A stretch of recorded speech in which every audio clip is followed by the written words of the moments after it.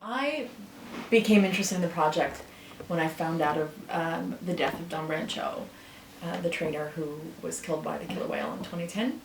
I was very confused by that story because I didn't understand why a killer whale, who was a very highly intelligent animal, would have made a decision to kind of, kill a trainer who was actively feeding it.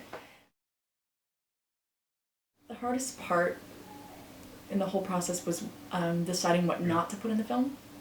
I kind of made a decision very early on that it would be a fact-driven film and that it would be story-driven, so I would sort of tell one story and stick with that.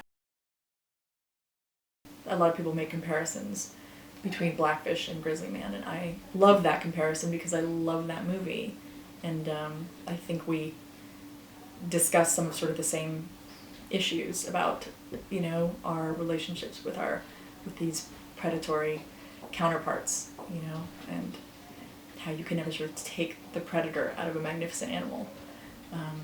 We sort of explore that same theme in our film, I think. You treat it like a job, like it's your work.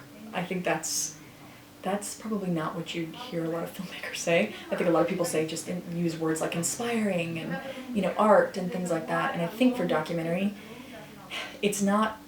You don't have anything until you don't have a script. You don't have anything until you start filming. Until you start your research and making your phone calls and your interviews. And I think you also need to be persistent because there'll be so many no's of trying to reach this person for an interview or trying to get whatever, but sometimes it takes 4 no's before that person kind of goes, oh, you know what, I'll do this.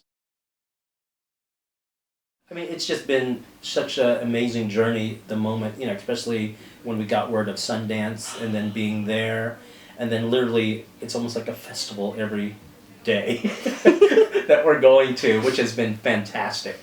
And then knowing that we have both a US release this summer and then a UK release this summer, we're just ecstatic. Like, every moment has been just exciting.